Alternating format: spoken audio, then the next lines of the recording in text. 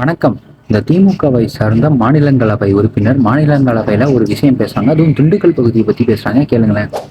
மாண்புமிகு அவைத்தலைவர்களுக்கு நன்றியை தெரிவித்துக் கொள்கிறேன். திண்டுக்கல் மாவட்டம் பழனி பகுதியில் உள்ள மலைகளில் மாலிப்டினம் சுரங்கம் அமைக்க ஒன்றிய அரசு திட்டமிட்டிருப்பதாக தெரிய வருகிறது. திண்டுக்கல் மாவட்டத்தில் 400 சதுர கிலோமீட்டர் சுமார் 1,00,000 ஏக்கர் பரப்பளவில் மாலிப்டினம் எனும் அரிய வகை தனிமம் இருப்பதாக ஜிஎஸ்ஐ அறிக்கை கூறுகிறது. நெய்க்காரப்பட்டி, கரடிக்கூட்டம், சத்திரப்பட்டி ஆகிய வருவாய் கிராமங்களிலும் அதையொட்டி இருக்கக்கூடிய மேற்கு தொடர்ச்சி மலை அடிவார பகுதிகளிலும் இடும்பன்மலை, ஐவர்மலை, இரவிமங்கலம் ஆகிய ஆன்மீக இதிகாச தொல்லியல் பகுதிகளையும் குறிவைத்து இந்த ஆய்வு நடத்தப்படுகிறது.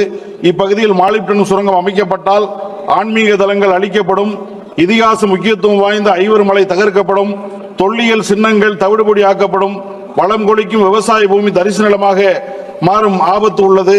தமிழர்கள் இவங்க என்ன சொல்றாங்கன்னா, மாலிப்டினம் என்கிற ஒரு கனிம வளத்தை 1,00,000 பரப்பளவு ஏக்கர்ல எடுக்க முயற்சி செய்யறாங்க மத்திய அரசாங்கம் அப்படிங்கிறாங்க. திமுக ஏதோ உத்தமன் கட்சி மாதிரி பேசுறாங்க. ஏன்னா நமக்கு தெரியும், டெல்டா பகுதியை போட்டு தரல நினைச்ச கட்சி மீத்தேன் வாயுவெல்லாம் எடுக்க சொல்லி உத்தரவு போட்டவங்க, சைன் பண்ணவங்க இவங்க தான். ஏதோ உத்தமன் மாதிரி பேசுறாங்க. சரி, நம்ம மக்கள்கிட்டே கேட்போம்.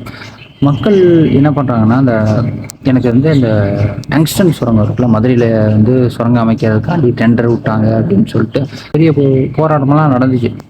அந்த போராட்டத்தில் எனக்கு ஒரு கேள்வி இருந்துச்சு. இவங்கெல்லாம் இவ்வளோ போராடுறாங்களே, எந்த ஒரு கனிம வளத்தையும் பயன்படுத்துறது இல்லையா அப்படின்ட்டு எனக்கு ஒரு கேள்வி வந்துச்சு. ஏன்னா வீடு கட்டுறதுலேருந்து, நம்ம ஃபோன் பேசுறதுலேருந்து, சாப்பிட்றதுலேருந்து அத்தனை விஷயத்துக்கும் நம்ம கனிம வளத்தை பயன்படுத்திக்கிட்டு தான் இருக்கோம். விவசாயத்துக்கு எப்படா கனிம வளம் பயன்படுது அப்படின்னு கேட்டிங்கன்னா, உரங்கள் வருதுல்ல, உரங்களில் இந்த மாலிப்டினம் என்கிற ஒரு கனிம வளம் இருக்குது. பயன்படுத்தணும், அப்படின்னா தான் ஒரு உரம் தயாரிக்க முடியும். அதனால் மக்கள்கிட்டயே இதை விட்டுருவேன். நீ எந்த பொருள் எடுத்தாலும், அதாவது ரோடு, வீடு, கரண்ட்டு, அத்தனை விஷயத்துலையும் உனக்கு ஒரு கனிம வளம் தேவைப்படுது. நீ எதுவுமே இல்லாமல், ஒரு தண்ணியாக சாப்பிடாம கொள்ளாமல் எதுவுமே தண்ணி குடிச்சு மட்டும் வாழ்ந்தேன்னா எந்த ஒரு கனிம வளத்தையும் பயன்படுத்தாமல் வாழலாம். செய்ய முடியுமா? இப்போ உங்களுக்கு வந்தால் பிரச்சனை, மற்றவனுக்கு வந்தால் என்னன்னு தெரியல எனக்கு.